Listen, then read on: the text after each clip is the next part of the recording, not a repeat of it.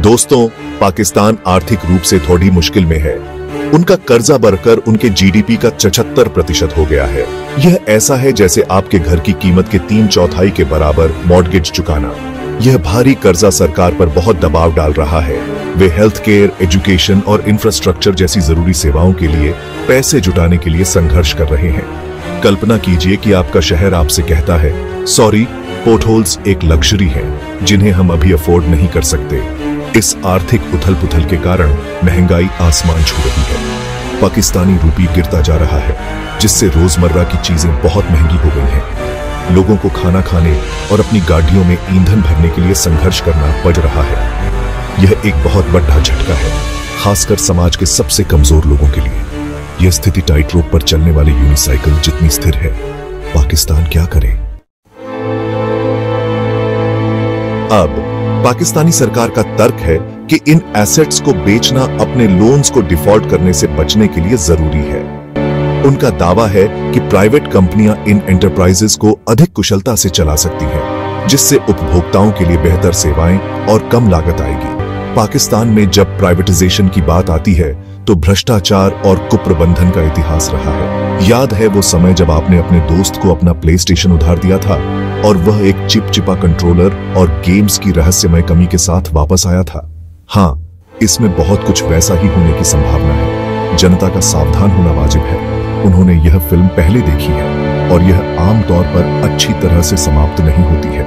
देश भर में विरोध प्रदर्शन हुए हैं। लोग सरकार से अधिक पारदर्शिता और जवाबदेही की मांग कर रहे हैं। वे मूल रूप से कह रहे हैं, अरे सरकार, अगर आप हमारे राष्ट्रीय खजाने को बेचने जा रहे हैं तो कम से कम हमें बताएं कि पैसा कहां जा रहा है।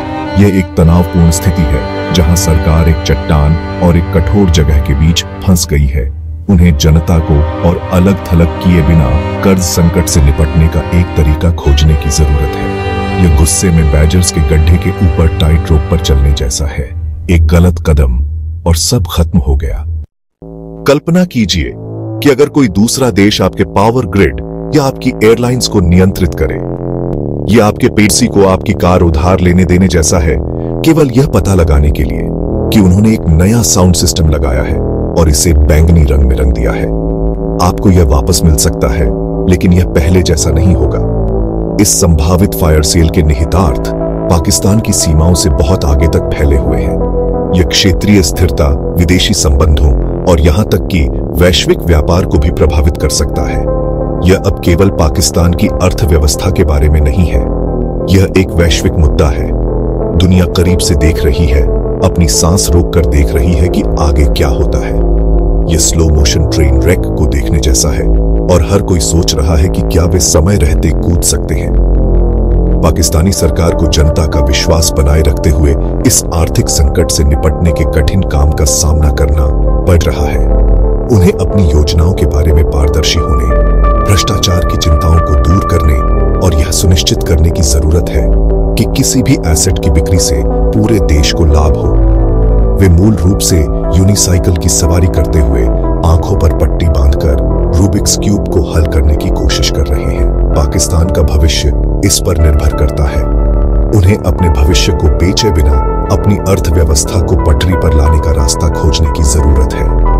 यह पाकिस्तान के इतिहास का एक महत्वपूर्ण क्षण है और आज लिए गए फैसले दूरगामी परिणाम देंगे। लाखों आम पाकिस्तानी हैं जो अपनी जिंदगी की जरूरतों को पूरा करने के लिए संघर्ष कर रहे हैं।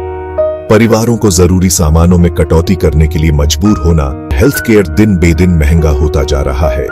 कल्पना कीजिए कि आपको खाने की मेज पर खाना रखने या अपने बच्चे को स्कूल भेजने में से किसी एक को चुनना पड़े। बहुत से पाकिस्तानी लोगों के लिए यही हकीकत है। आर्थिक संकट अधिक से अधिक लोगों को गरीबी में धकेल रहा है, उनकी उम्मीदों और आकांक्षाओं को कम कर रहा है। आर्थिक संकेतक केवल अमूर्त संख्याएं नहीं हैं, वे वास्तविक जीवन और आजीविका का प्रतिनिधित्व करते हैं।